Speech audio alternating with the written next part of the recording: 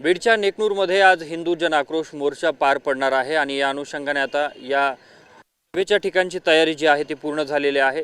जन आक्रोश मोर्चा संपल्याच्या नंतर या ठिकाणी सभा होणार आहे। आमदार संग्राम जगताप आणि आमदार महेश लांडगे यासाठी उपस्थित असणार आहेत। माझ्यासोबत आयोजक आहेत।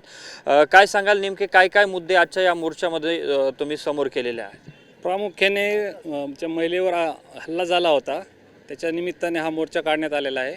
आणि अतिक्रमण दुसरं आणि इथं जे गोवंश हत्या वगैरे त्याच्या असे काही मुद्दे आहेत आमचे, त्याच्या निमित्त हा मोर्चा काढण्यात आलेला आहे।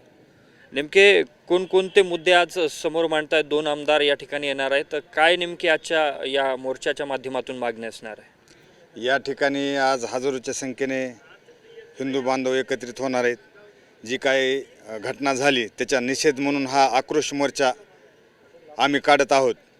आणि मुद्दे म्हणजे सर्वप्रथम अतिक्रमणाचा मुद्दा आहे की जेणेकरून अतिक्रमणामुळे किरकोळ वादात समाजात तेढ निर्माण होतं आणि वारंवार ग्रामीण आणि इथल्या हिंदू बांधवांना त्याचा त्रास होतो। दुसरा मुद्दा म्हणजे ह्या परिसरात बाजारपेठे जनावरांची भरपूर गोहत्येचं प्रमाण आणि मांस तस्करीचं अवैध प्रकारे इथं प्रमाण वाढलेलं आहे।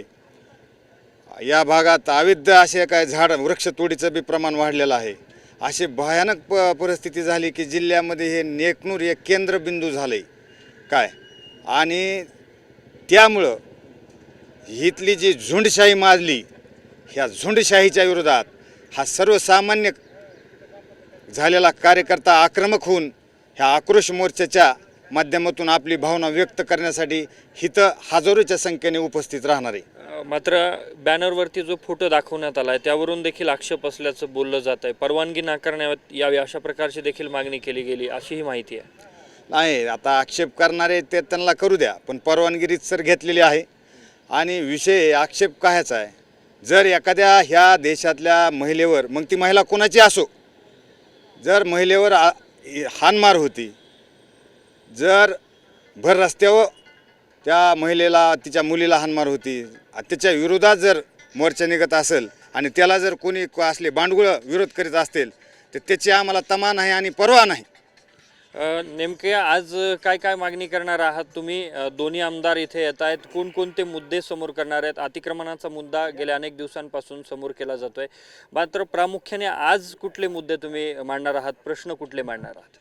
आज महत्त्वाचा मुद्दा म्हणजे कळसंबर रोडला जे अतिक्रमण आहे त्या अतिक्रमणामुळे त्या भागातून खेडेगावातून येणाऱ्या लोकांना जो त्रास होतोय आणि त्याच्यामुळं दोन समाजामध्ये भांडणं होण्याची घटना जास्त घडायल्यात, हा त्याच्यामध्ये महत्त्वाचा मुद्दा आहे। त्याचबरोबर ह्या परिसरामध्ये नेहमीच सामाजिक सलोखा कायम असताना काही गुंड प्रवृत्तीचे लोक किंवा काही लोक हेतुपुरस्कर खेडेगावातून येणाऱ्या लोकांना टार्गेट करून वातावरण बिघडवण्याचा प्रयत्न करून त्याच्यानंतर उलट अजून आमच्यावरच आरोप करतात किंवा आमच्याकडेच बोट दाखवतात।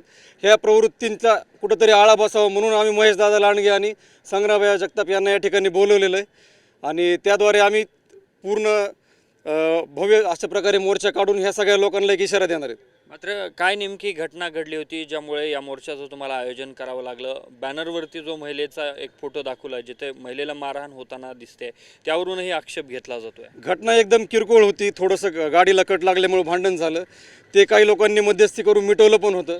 त्याच्यानंतर एक 30-40 लोक जमा झाले, मुद्दामून त्या रिक्षातील मुलाला मारहाण केली, त्या महिलेला मारहाण केली। एक लहान लेकरू होतं 8-10 महिन्याचं, ते सुद्धा खाली रस्त्यावर पडलं आणि मुद्दाम वाद उकरून काढला। त्या गोष्टीचा विरोध म्हणून हा मी मोर्चा काढायला होतो। धन्यवाद। आपल्यासोबत या ठिकाणी आयोजक होते। मोठ्या संख्येने या ठिकाणी आता लोक जमायला सुरुवात झाली। थोड्याच वेळात जनाक्रोश मोर्चाला सुरुवात होईल। मात्र या ठिकाणी प्रामुख्याने गेल्या काही दिवसांपूर्वी 2 गटात जी दगडफेक आणि वाद निर्माण झाला होता, त्यानंतर हा आक्रोश मोर्चा होतोय, यामुळे याला अतिशय महत्त्व जे आहे ते प्राप्त होताना पाहायला मिळतंय। कॅमेरा पर्सन विनोद हुमनाबादकरसह मी अशोक काळकुटे, TV9 मराठी, बीड।